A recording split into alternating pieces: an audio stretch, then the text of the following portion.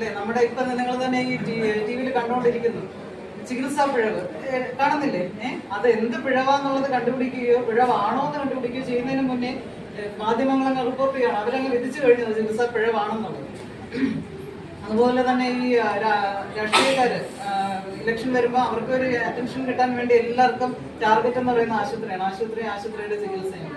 പക്ഷെ ഇവിടെ ഈ പരിമിതമായ നിങ്ങൾക്കറിയാം ഇവിടെ എത്ര സ്റ്റാഫ് ഉണ്ടെന്നുള്ളതും ഫാർമസിയുടെ അടുത്ത് ക്യൂ എല്ലാവർക്കും ഇപ്പം കുറച്ച് നാളായിട്ട് വരുന്നവർക്കെല്ലാം മനസ്സിലാവുന്നുണ്ട്. ഒറ്റ സ്റ്റാഫാണുള്ളത് ഫാർമസിയിൽ.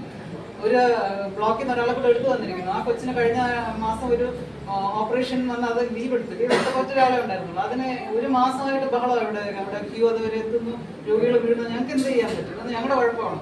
അപ്പൊ അവിടെ ഫാർമസിസ്റ്റ് ഇല്ലാന്ന് വെച്ചിട്ട് അവിടെ ഇരിക്കുന്ന ഫാർമസിയുടെ തലക്കടിക്കുകയാണോ വേണ്ടത്? അതോ അത് ഉത്തരവാദിത്തപ്പെട്ട ആൾക്കാർക്കെതിരെ പ്രതിഷേധിക്കുകയാണോ വേണ്ടത്? അത് ശരിക്കും പറഞ്ഞാൽ ജനം മനസ്സിലാക്കേണ്ടതാണ്. ഇവിടെ ജോലി ചെയ്യുന്നവരെ അല്ല നിങ്ങൾ ഉപദ്രവിക്കേണ്ടത്. സർക്കാരും ഗവൺമെന്റ് സംവിധാനത്തെ വേണം നമ്മൾ ഇതിനെതിരെ പ്രതികരിക്കാൻ. കൂടുതൽ ഡോക്ടർമാർ വേണം, കൂടുതൽ സ്റ്റാഫ് വേണം, എല്ലാം നമ്മുടെ എല്ലാം ആവശ്യമാണ്.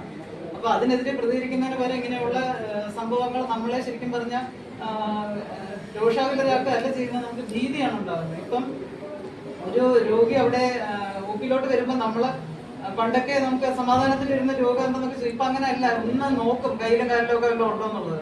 നമുക്ക് പ്രതീക്ഷിക്കാൻ പറ്റില്ല ആരുടെ കയ്യിലാണ് ആയുധമായിട്ട് വരുന്നതെന്നുള്ളത്. അതുപോലെ പണ്ട് കള്ളു പിടിച്ചാൽ നമുക്ക് അറിയാം, കള്ളു പിടിച്ച് അടുത്ത് വരുമ്പോൾ നാറ്റം അടിക്കുക. അപ്പൊ കള്ളു പിടിക്കാനാണ് നമ്മളൊന്ന് ശ്രദ്ധിച്ചിരിക്കുക. ഇപ്പൊ കഞ്ചാവ് അടിച്ചിട്ടുണ്ടെന്ന് അറിയില്ല. അവൻ എന്തെങ്കിലും കത്തിയെടുത്ത് കുത്തുമ്പോഴായിരിക്കും അറിയുന്ന അവൻ കഞ്ചാവ് അടിച്ചിട്ടുണ്ടെന്ന്. അപ്പൊ അങ്ങനെ ഒരു ഭയാനകമായിട്ടൊരു സിറ്റുവേഷനിലൂടെയാണ് നമ്മൾ ഈ ആശുപത്രി ജീവനക്കാർ കടന്നു പോകുന്നത്. അത് നിങ്ങൾ രോഗികളെ മനസ്സിലാക്കാനും ഞങ്ങളുടെ പ്രതിഷേധം അറിയിക്കാനും വേണ്ടിയിട്ടാണ് ഇന്ന് നിങ്ങൾ ഇച്ചിരി ഒരു 5 മിനിറ്റ് ബുദ്ധിമുട്ടിച്ചത്. നമ്മൾ ഒത്തിരി ബുദ്ധിമുട്ടുകളായിട്ടാണ് ഇരിക്കുന്നത്. ഡോക്ടർമാർ എത്ര പെർഫെക്റ്റ് ആളുകളൊന്നുമല്ല. നമുക്ക് അസുഖങ്ങളൊക്കെ ഉണ്ട്, ഷുഗർ ഉള്ളവരുണ്ട്, ചിലപ്പോൾ ഷുഗർ താഴ്ന്നു പോകുന്നവരുണ്ട്. അപ്പൊ നമ്മൾ അങ്ങോട്ടും ഇങ്ങോട്ടും എണീറ്റ് പോകുമ്പോൾ അന്നേരം പ്രതികരണമാണ്. ഇന്നലെ തന്നെ ഒരാൾ വന്നിരുന്ന ഒരു ഡോക്ടർ അത്യാവശ്യത്തിന് ഒരു ഫോൺ എടുത്തത്. അപ്പൊ എനിക്ക് കേൾക്കാം അവിടെ നിന്ന് പറയുന്നത്, അവിടെ ഇരുന്നും കിടന്നു നോക്കുക ഫോൺ ചെയ്യുകയാണ് എന്ന് പറഞ്ഞ് ചാടി എന്റെ ക്യാബിനിലോട്ട് വരും.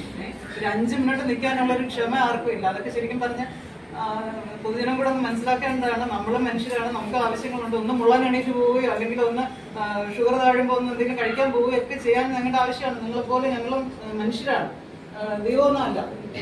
അപ്പൊ അത് മനസ്സിലാക്കി അതിന് സാഹചര്യം അനുസരിച്ച് പൊതുജനം അതിനൊത്ത് അവെയറാവാൻ വേണ്ടിയിട്ടാണ് ഞങ്ങൾ ഇന്നിവിടെ ഈ ഒരു പ്രതിഷേധ യോഗം കൂടിയിരിക്കുന്നത്. ഈ ഒരു സംഭവത്തിനെതിരെ അതിശക്തമായിട്ട് പ്രതികരിക്കുന്നു.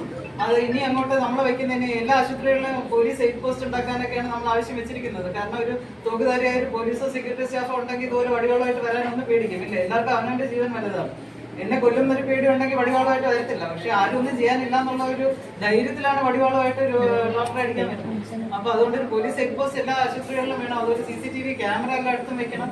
അതുപോലെ ഡോക്ടർ രോഗി റേഷ്യോ, അതായത് ഒരു ഡോക്ടറിനെ മാക്സിമം നന്നായിട്ട് നോക്കണമെങ്കിൽ ഒരു 25-30 പേര് ഒരു ദിവസം നോക്കാൻ പറ്റുള്ളൂ 5 മണിക്കൂർ കൊണ്ട്. ഇപ്പൊ എന്താ നടക്കുന്നതെന്ന് വെച്ചാൽ നിങ്ങൾ വരുന്നതിന് മുന്നേ ഞങ്ങള് NCTയുടെ മരുന്നാണോ ഞങ്ങൾ ക്ലിക്ക് ചെയ്തു ഇല്ലേ? ഒന്നും ചോദിക്കുന്നില്ല. എന്നിട്ട് നിങ്ങളടുത്ത് അങ്ങോട്ട് പോകാൻ പറയുന്നത് എന്തുകൊണ്ടാണ്? നിങ്ങളും ശരിക്കും പറഞ്ഞാൽ ഡോക്ടറെ അടുത്ത് വരുന്ന എന്തെങ്കിലുമൊക്കെ പറയാം, അസുഖം അല്ലെങ്കിൽ തന്നെ എന്തെങ്കിലുമൊക്കെ ഒരു കാര്യം പറഞ്ഞാൽ നമുക്കൊരു സമാധാനം. പണ്ടൊക്കെ അങ്ങനെയായിരുന്നു, വീട്ടുകാരും വരെ പേഷ്യൻസ് ഒന്ന് പറയുമായിരുന്നു ഒരു 15 കൊല്ലം മുന്നേ വരെ. പക്ഷെ ഇപ്പൊ അങ്ങനെ ഒരു ഡോക്ടർ രോഗി ബന്ധം നമുക്ക് സ്ഥാപിക്കാനേ പറ്റുന്നില്ല. വരുന്നതിന് മുന്നേ മെക്കാനിക്കലായിട്ട് ക്ലിക്ക് ചെയ്യുന്നു, അല്ലെങ്കിൽ എഴുതുന്നു, റിപ്പീറ്റ് അടിക്കുന്നു, പോകുന്നു. എന്തുകൊണ്ടാണ്? ഒരു ഡോക്ടർ 100 രോഗികളെ വരെ നോക്കി തീർക്കണം. അപ്പൊ അത് ശരിക്കും പറഞ്ഞാൽ നമുക്കൊരു വലിയ ബാധ്യതയാണ്. രോഗിയെടുത്ത് വിവരം പോലും ചോദിക്കാൻ പറ്റുന്നില്ല. ശരിക്കും പരിശോധനകൾ എഴുതുന്നത് മാത്രമല്ല രോഗം കണ്ടുപിടിക്കുന്നത്. രോഗിയുടെ രോഗലക്ഷണങ്ങളും വീട്ടുകാർക്കുണ്ടോ നാട്ടുകാർക്കുണ്ടോ എത്ര നാളായി തുടങ്ങിയിട്ട് ഇങ്ങനെ എല്ലാം നമ്മൾ പല ചോദ്യങ്ങളും ഹിസ്റ്ററി എടുത്ത് അത് കഴിഞ്ഞ് പരിശോധിച്ച് അത് കഴിഞ്ഞ് ഇൻവെസ്റ്റിഗേഷൻ ചെയ്ത് ഇങ്ങനെയൊക്കെ വേണം രോഗം കണ്ടുപിടിക്കാം. പക്ഷെ അതിനൊന്നും ഉള്ള ഒരു സംവിധാനം നമുക്ക് തരുന്നില്ല. നമ്മൾ പഠിച്ചതൊക്കെ സത്യം പറഞ്ഞാൽ വെറുതെ ആണെന്ന് തോന്നും. രോഗികൾ ഓടി വരുന്നു, മരുന്ന് എഴുതുന്നു, പൊക്കോളം പറയുന്നു. അത് നിങ്ങൾക്കും ബുദ്ധിമുട്ടാണ്, നമുക്കും ബുദ്ധിമുട്ടാണ്. അതുകൊണ്ട് ഒരു